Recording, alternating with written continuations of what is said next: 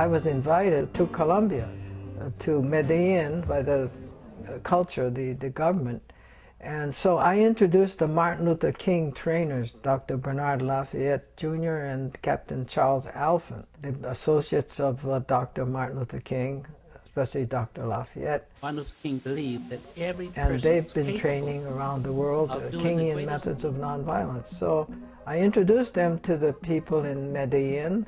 They came down to Colombia, and we organized some training programs for them. They're very successful.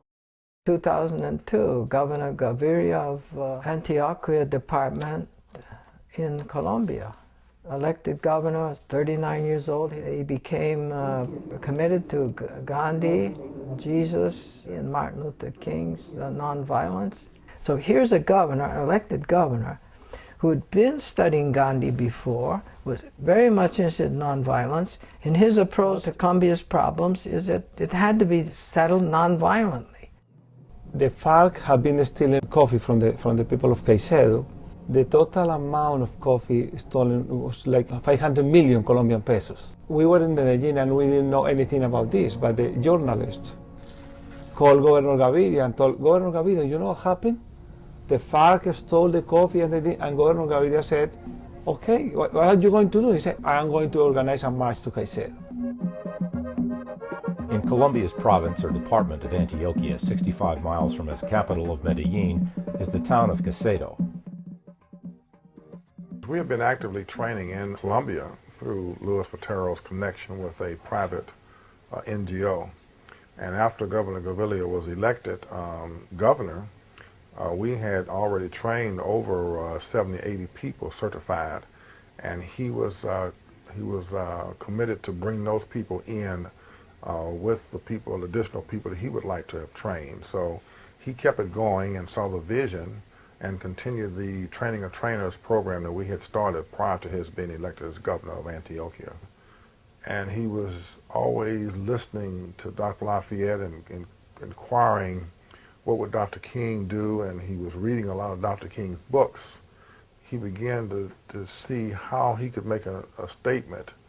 And as I recall, the 5 days came from Selma to Montgomery, where it took him 5 days to march. And so I was impressed with how he listened, and very intensely, of the people who disagreed with him, who said the march should not go, it was too dangerous.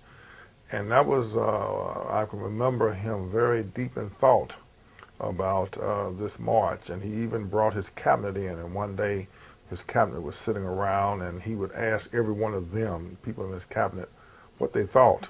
Most of them were against it.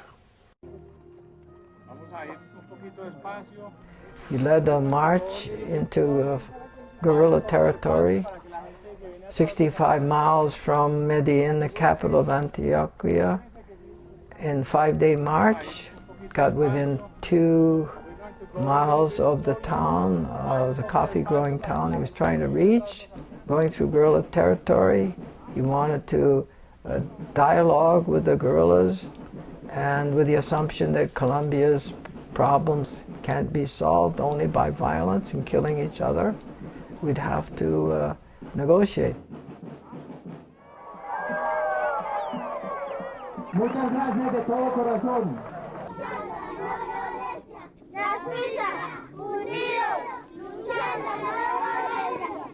The thing that was so impressive is that not only did the scouts go ahead a week before, but there was sort of like a courier who went ahead to get the school children to come out and join the march and to sing a song. We also had international people who were coming for the conference, and they came in early enough to join the march, like Glenn Page was one of those who was able to participate on the march. Dr. Luann Watson was another person. And we had a number from the U.S., people from the U.S. who came and joined us and that kind of thing. Can you imagine a president of a country or any political leader in the world trying to lead like Gandhi or Martin Luther King in the political era? That is really spectacular. Each time we would go to a town, we'd be greeted by the residents of that town. And the children would come out and sing. They had displays, they had signs. And then some people would join us. At every place we went, there were some people who just simply decided to join the march. So the numbers continued to swell as we went along.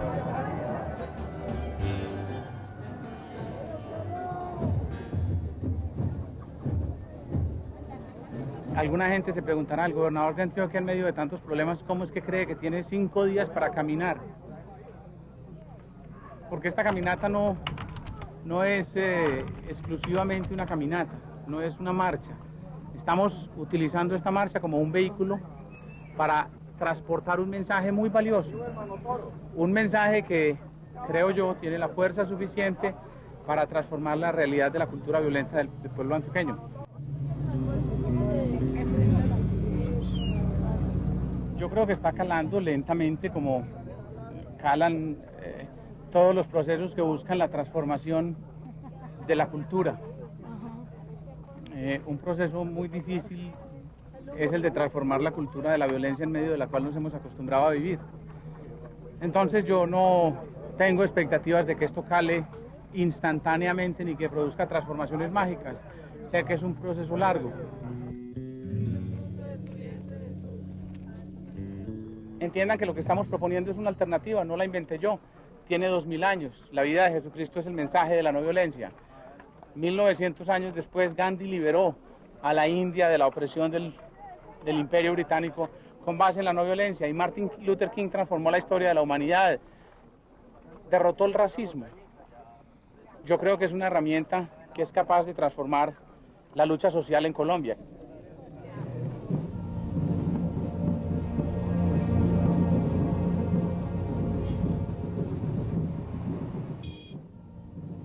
We drove up to meet Dr. Lafayette and Governor Gaviria and the people marching, and we were informed that they had received a letter from the FARC that had threatened them and said that march should not go into Casado. And so there was a strategy session there of what to do and how to do it. For those of us who've been trained in the nonviolent movement, there is only one fear that you have, and that is that your work will not continue after you're gone. But when you have your,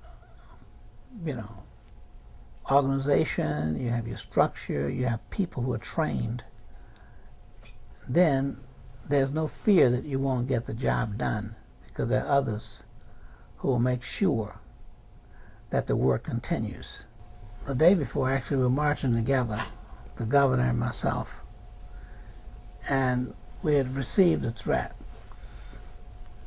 And so I said to the governor, as the two of us was walking, in front of the line, I said, now I already know who, is going to keep things going for me in case if something happens to me.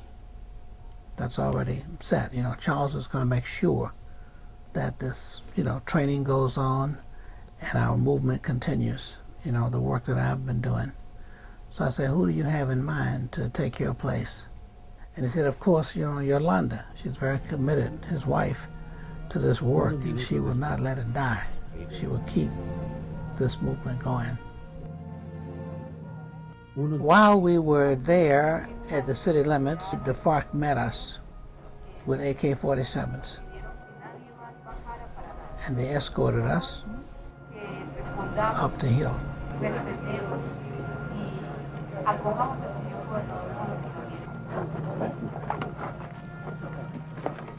Que nadie pague la ambulancia.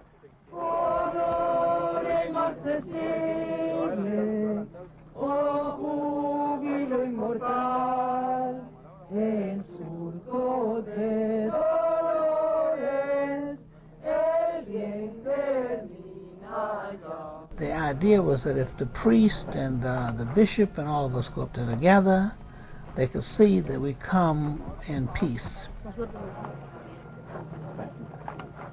My position was bring El Paiso here. You don't take anybody. The cameras, the international people protect us.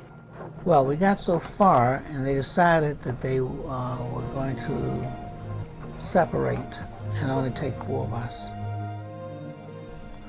As we were walking through a rugged area, the members of the FARC were dressed with rubber boots, and they had their fatigue uniform. They had a machete, and they had, I think, another maybe smaller knife, and then they had the AK-47. They were all armed with AK-47s.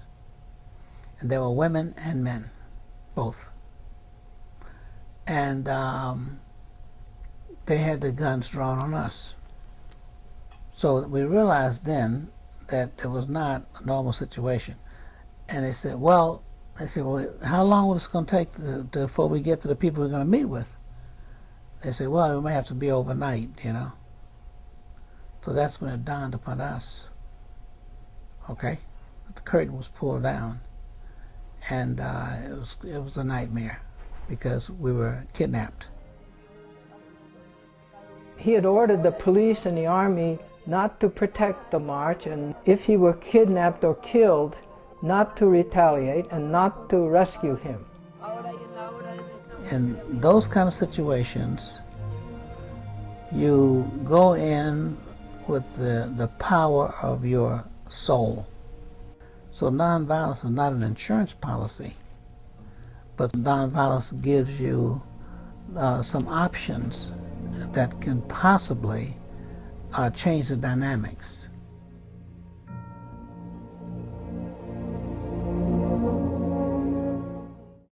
Marchantes, buenas noches. En este momento tenemos una situación nueva que nos obliga a tomar decisiones diferentes a las que había tomado el señor gobernador. El señor gobernador hizo un acuerdo con las FARC para llegar con la marcha hasta antes de este puente, y así lo cumplimos. El acuerdo se prolongaba para conversar los objetivos de la marcha, aclararlos con los miembros de las FARC y tomar con ellos la decisión de continuar o regresar. Le ofrezco mis brazos, mi corazón a los compatriotas de las FARC. Los perdono, juro que los perdono. Les pido que me devuelvan a mi esposo lo más pronto posible. El país y Antioquia lo necesita. Vamos a rezar para darle gracias al Señor. I stayed in custody, I don't know how long. I can't remember. It was late. It was that night. 3 to 8:30. To that night when we got, they finally decided to release me. They got the word. Because Baiso got on the cell phone and they were talking to people because they had to reassemble all 5 heads of the FARC. They got 5 top people who were the head leaders, and all 5 of them had to be put on a conference call to make a decision about what they were going to do with me. So they finally decided that they were going to release me. So it was a strange feeling I never will forget, because the priest is the one that told me. He said, "You're free." And to hear the words that you're free was a strange kind of thing. You know, I've been in jail before, you know, and that kind of thing, etc. But to hear these words that you're free, it was imagining like it would be in the Emancipation Proclamation when the slaves were freed. It's a kind of a stunning thing, a thought, a feeling that you would come over you. Because I never thought of myself as not being free. The governor was kidnapped for over a year until May 5, 2003, when he and others were killed by the FARC during a failed rescue attempt by the Colombian army. He kept a diary throughout his captivity, expressing his unwavering belief in nonviolence for the well-being of Colombia and the world. Hoy van más de 5 años y no volvió. Aquí me quedé esperándolo. Lo peor de todo es que no va a volver. Del secuestro hay 2 cosas que también quedaron muy grabadas en mi mente. La primera imagen en la prueba de supervivencia en un video que enviaron las FARC. Al pueblo colombiano desde las montañas de la patria. Más o menos a los 8 o 9 meses de estar secuestrado Guillermo, que lo veo por primera vez después de que me lo habían quitado, con barba, nunca había usado barba, con bigote. Esa sensación me impactó. Su mirada era una mirada como perdida, de profunda tristeza, como que con los ojos me decía, necesito salir de acá. Esa es una imagen que jamás se borra de mi mente. The critical point of the march is not in that moment. It's not because they were kidnapped. The critical point is because Governor Gaviria and Dr. Echeverry got killed. In my opinion, there are 4 reasons that they have different weights. The first one is that we took a risk. We know it was going to be dangerous. We made a votation. We lost the votation. We decided that we were going to Caicedo, and we took a risk. The second point is that we were not prepared for the plan B. We should have planned in advance. What happened? What are we going to do if they are retained or kidnapped? In advance. And we were surprised. The third cause that made a contribution to the killing is that we abandoned our strategy. After that, we never talk about nonviolence again. In fact, nonviolence was considered the worst thing. It was considered the possibility, and I was called very bad names because people felt I was the responsible one. But there is 1/4 cause of the killing, and is that the central government tried to rescue them, and they made a lot of mistakes. The army told President Uribe that they knew the exact point in which they were, and they knew El Paisa, who was the leader, the others were very young, and we knew that because of the letter that we were receiving, wasn't there on Mondays, because he had that day free. I don't know why, but he wasn't there on Mondays, and they knew he was on vacation for several days. So he said, we have to attack Monday, the 5th of May, because he's on vacation and he never is there on Mondays. So if we get there and we have a very well-trained team, the elite, and they are going to get down in 2 minutes, so those young people are not able, they will not be able to kill those people because they feel respect for them, isn't it? But if you read Governor Gaviria's book, then you will know that El Paisa returned 1 week in advance, and they didn't know. El Paisa returned 1 week before the killing. Secondly, they missed the exact place by half an hour. The army, with the helicopters, they did a lot of noise, and the people of the FARC knew that they were coming, and they didn't land in the exact point. They did half an hour away. So the FARC had all the time to kill everybody, and they leave. No one single member of the FARC was caught or even injured because they didn't have even the opportunity to try to shoot at them. That operation wasn't very well planned, and in my opinion, that is the main cause that got Governor Gaviria and Dr. Echeverry killed.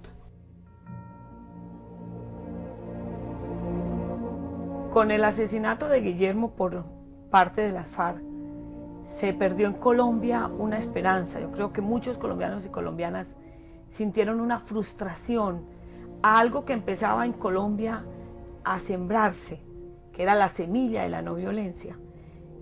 Sin embargo, pues la muerte de Guillermo a la vez hizo que esa semilla empezara a germinar. La tarea que nos queda después de la muerte de Guillermo es seguir abonando esa semilla de la no violencia para que ella dé frutos en el corazón de muchos colombianos y podamos empezar a caminar un camino, a transitar un camino de entendimiento, un camino de no violencia, un camino que nos permita construir soluciones sociales juntos, sin necesidad de odiarnos y sin necesidad de matarnos. And I told him, I haven't ever organized a march, but I'm going to tell you what theory says. In nonviolence, we don't allow violence to be done. People ask, do you have to be willing to die to be a nonviolent leader? I think an answer to that would be yes. Are you willing to die to be a soldier? Are you willing to die to be a policeman? Are you willing to die to be a president of the United States? So a person risking their life for nonviolent reasons is a little bit different in that they're not intending to kill other people in order to save their life. That's the basic idea. They're willing to risk their life for good causes, not just run out to be a martyr or get yourself killed. They're not doing that. They're working on social, economic injustices, ecological injustice, working for human rights and trying to change the society and trying to create a better world. The most important message I think that we would want to say from Northern Ireland is that militarism and paramilitarism don't solve deep ethnic political problems. The only way of solving these problems is indeed through non-violence, through no killing, through dialogue, through negotiation. And it takes time, but it is doable. Es tan urgente y necesario construir caminos de no violencia que yo creo que el mundo está hoy equivocadísimo en la manera de atacar concretamente el terrorismo. En la medida en que se invierten más recursos, en que se actúa con mayor fuerza frente al terrorismo, el terrorismo crece en el mundo.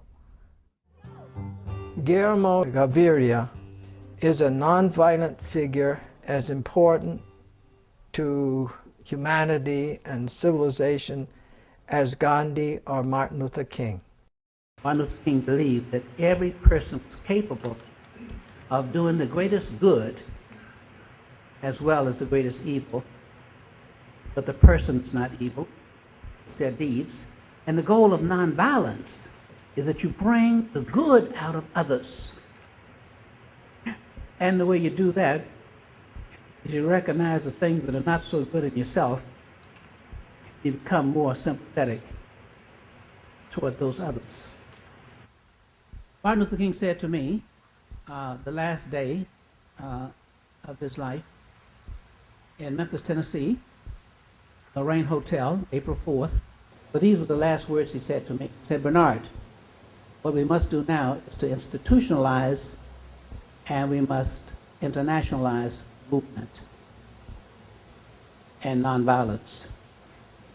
And I can say that Glenn Page has helped me to carry out Martin Luther King's dream by giving me these assignments to go into all the world.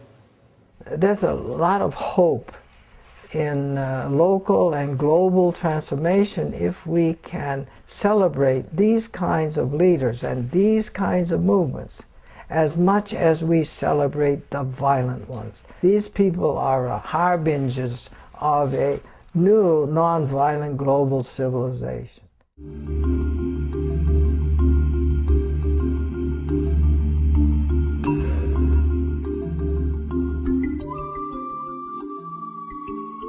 The question is just get over the pessimism, to break through the assumption drag. The fact is that most people never kill anyone and never have.